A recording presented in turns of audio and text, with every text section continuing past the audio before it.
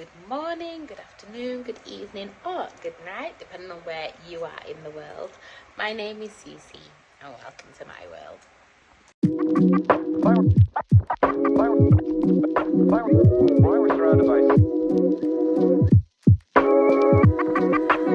Hi guys, how are you all doing? I'm doing fantastic as always. I hope you are too. Welcome to all the new watchers and people that have clicked onto my channel for the very first time. Please don't forget to subscribe and like this video. And yeah, let's get into it. What I absolutely hate about living here in Jamaica.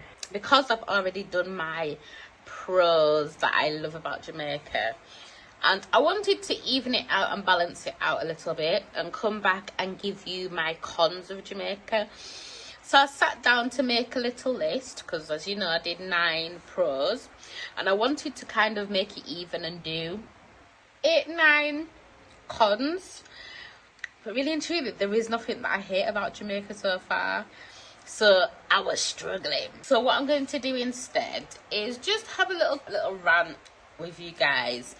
Just more about the things that I feel like is a huge misconception about Jamaica and the culture over here. There's been a few different things, especially in the social media world, that I've seen going on, and I'm just like, what is going on? So one of the first things that I noticed and that I kind of really wanted to come to you guys and speak about is the sexualization of the Jamaican culture. At the start of this month, start of April, there was Carnival in Kingston, and if you're on social media of any sort and saw any kind of highlights or anything like that, more than likely you would have seen a guy by the name of Cenat, I think his name is pronounced. And this guy is one of the most infamous online streamers. He was the highest paid YouTuber and online streamer of 2023. And I believe he's like 25 or under, something around them sort of ages.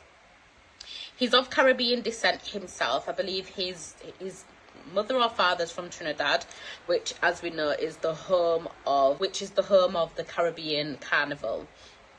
But Cenat came to Jamaica to celebrate Carnival over here.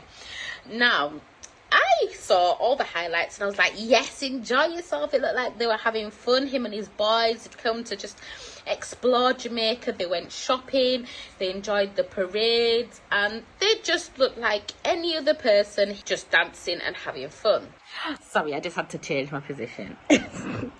So as I was saying, they just looked like there was just a group of guys enjoying themselves, having fun. The problem was that obviously Cenat is well known. As I said, he was the highest paid online streamer of 2023. So wherever he goes, whatever he does, it's going to bring attention. It's going to draw attention, draw a crowd, draw people to highlight whatever he's doing.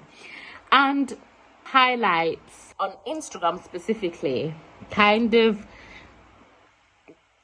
I don't know, sexualized his behavior. And basically what they were saying is that, you know, he came to Jamaica, he sexualized Carnival, he was just whining on anything that he could find, and he doesn't understand the culture, he doesn't understand the concept of what Carnival is and how it started, and basically just went off portraying that what Kai was doing was negative, and people were saying, oh, he sexualized this, and you know, Jamaica's just all about sex, and like he's just turned something that was of one thing and turned it into another. And I'm like, you obviously haven't been to Carnival. In my head, I'm like, you've obviously not been to a carnival. Carnival is about being free. It's about dancing, reveling, enjoying, fetting, whatever you want to call it. And yes, of course, you're going to be, if you're going and you're going to take part, you're going to probably end up dancing. It's all part and parcel, and he just took part in that. So I personally didn't see anything wrong with that. That's my personal opinion. Obviously, other people will have their other opinions as well. Carnival was originally created by the freed slaves to celebrate the freedom of slavery. So in a lot of Caribbean countries, they'll oil up their skin. They'll wear, I guess, fake chains that have been broken. And some of the masquerades will dress up as slave owners with big long whips, and they'll flash it around. But then you'll see a lot of women and men nowadays that will dress up in these beautiful, absolutely beautiful, elaborate carnival costumes. A lot of them very revealing and half naked, but it's all part and parcel of the Caribbean culture. Now, me personally, I believe in freedom of choice. I believe that you're free to live how you want. That's not to say that with that freedom you must disregard the consequences of your freedom. With every decision, there's a consequence. So I believe that everybody is free to do what they want, but bearing in mind that something will happen with whatever choice that you make.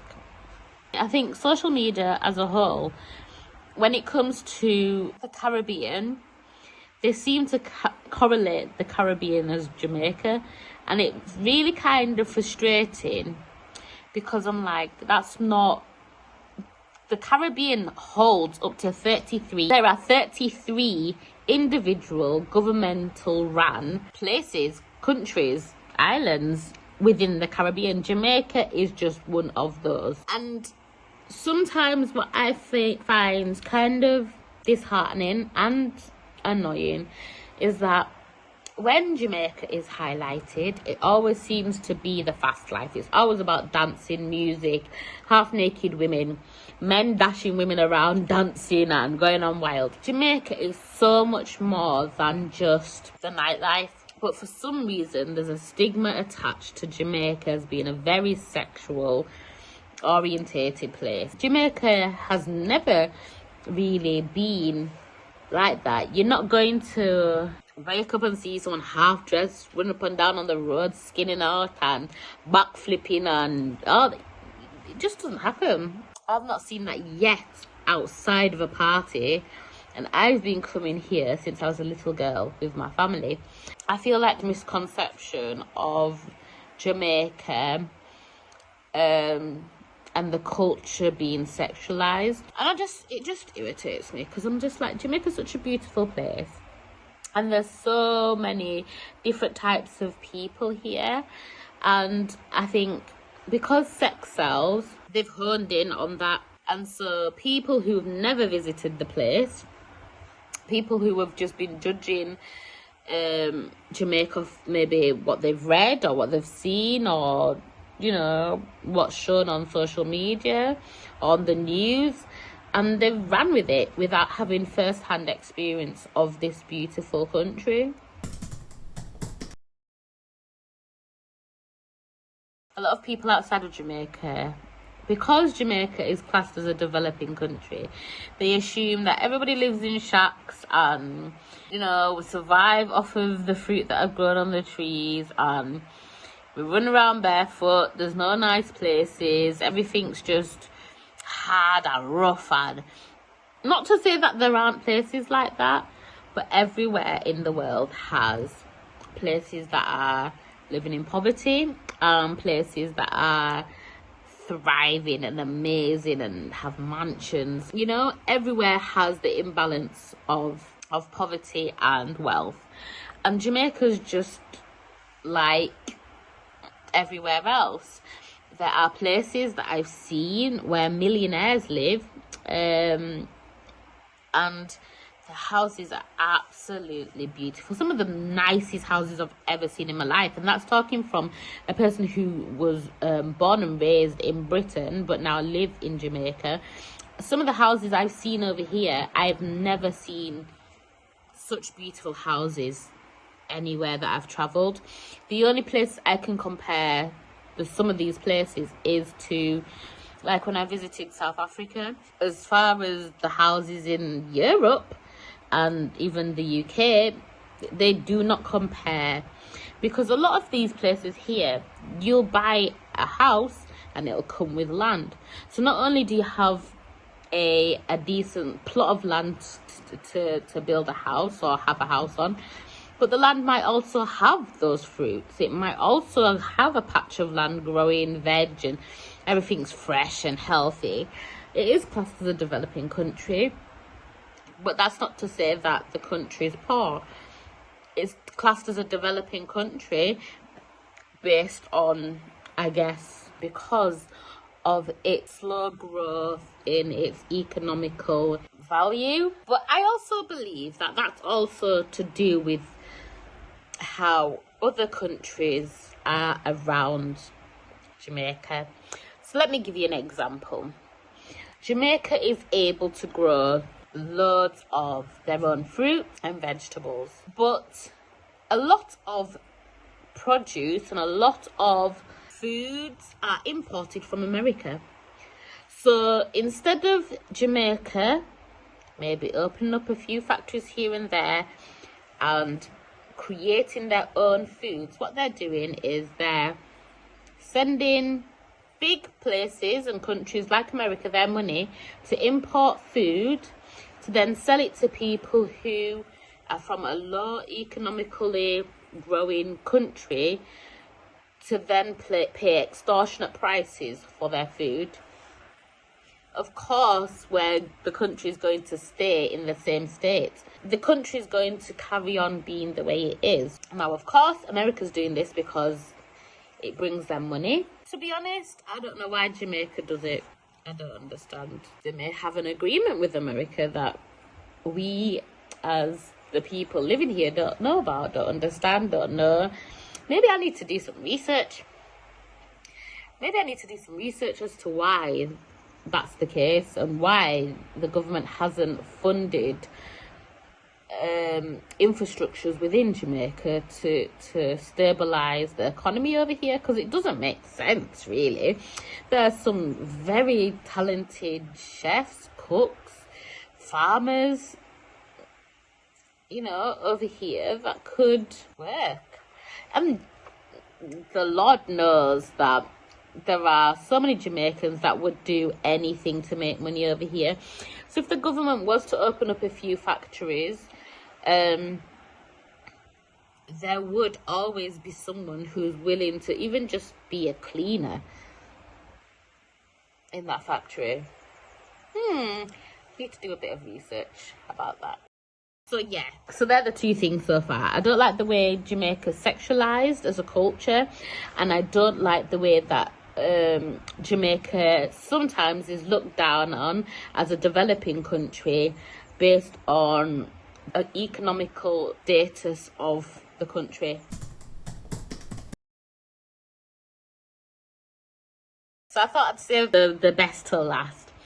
So the last thing that I really struggle hard with, and you'll understand once I say what it is. I feel like sometimes Jamaica's the fall guy. I don't know why, I just have that sense of feeling. 10 years ago, maybe 10 years, no, yeah, about 10 to 14 years ago, Jamaica was at its all-time highest for violent crimes. So that included pew-pews and everything. Trying to say it without saying it. I'm sure you get what I mean. And pew pew pew. I'm sure you understand what I mean. As well as give me all you got. I'm trying to say it without saying it, right? Give me your bag now. So Jamaica was at its all-time high for violent crimes. And before I did this video, obviously I did a little bit of research just to see where Jamaica stood at the moment. And I also bring this up because over the last, like I'd say, since the start of the year, and it seems to be like a trend again, there's a warning put out to kind of stay away, for tourists to stay away from Jamaica, because it was at an all-time high and there was a big threat of violence in the country. Now, Jamaica's biggest source of income as a country is tourism. So once you put out that actually, as a tourist, stay away from Jamaica, it has an effect on the income of Jamaica, which then has an effect on the economy in Jamaica. And then it's like it keeps it in the lower register of a developing country. So much could be said about that. But yeah, so 10 to 14 years ago, violence crime was at its all-time highest. Within the last 5 years, the violent crime rates, which include everything that you could include in violence, has decreased by 8%. Now that's a big jump. So why would the governments outside of Jamaica still be warning people to stay away from Jamaica, especially around Carnival? I don't know. Why would they do that? So let me get this one thing straight, just so that you understand. Majority of the violent crimes that take place in Jamaica are always gang on gang related. Now that's not to say that normal everyday civilians or normal everyday tourists haven't experienced violent crimes as well. I'd say around 8 out of 10 violent crimes have been committed by gang on gang activities. So if that's the case, then people shouldn't be worried about coming to Jamaica unless they're coming here to take part in being affiliated with gangs. I've never in my life, as long as I've been here, had any interactions with anybody that's involved in anything like that. There has been one incident that I experienced, and it was just so random. Click the link here. Even if you are a tourist, that doesn't mean that you should be going to everywhere and anywhere in Jamaica. Just like if you're in the UK, you know to stay away from certain areas because it's linked to certain activities.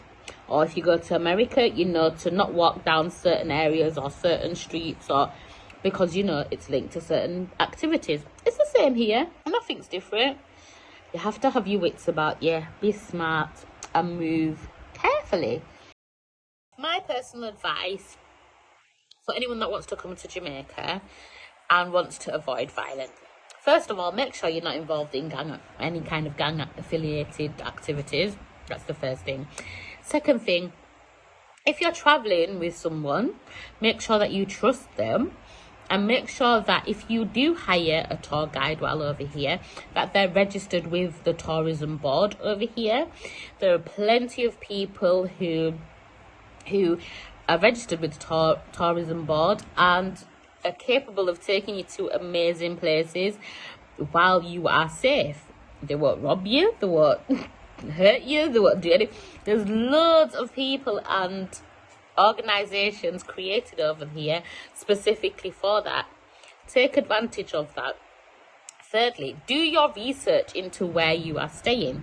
So if you decide to say you want to go to Negril, make sure you know that where the hotel is located, the activities that you're thinking of doing, how far away is it. Do a little research. Just be smart about it. It's the same thing if you was traveling in England and you was traveling around London. You'd have to do the same amount of research. There's certain areas in London that I would never advise you to go into as a tourist. What are the safest areas to visit? Now, when I did some research, the top 3 areas that are the safest is Negril being number 1, Otrius being number 2, and Falmouth being number 3.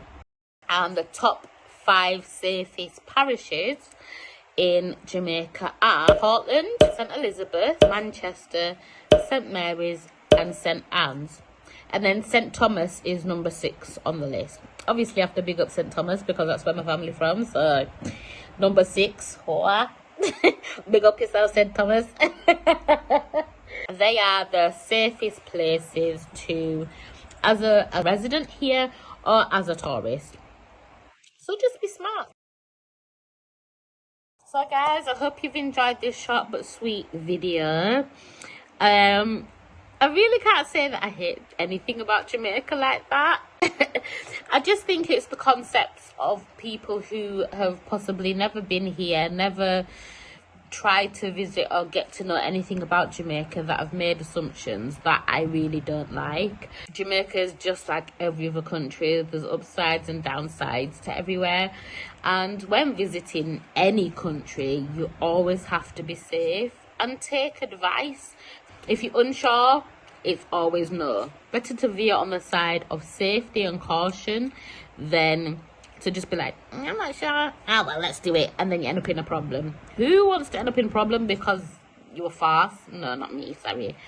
So, if you're ever unsure about something, it's a no, darling. It's always a no. I hope you all have had an amazing weekend. My next video, I will be taking you shopping to fill up my fridge. Make sure you subscribed so you know when I release that video, and you come with me to go supermarket shopping. And yeah, that's it from me. Make sure you stay safe and you look after yourself, and enjoy the rest of your week. So until my next video, I will see you soon.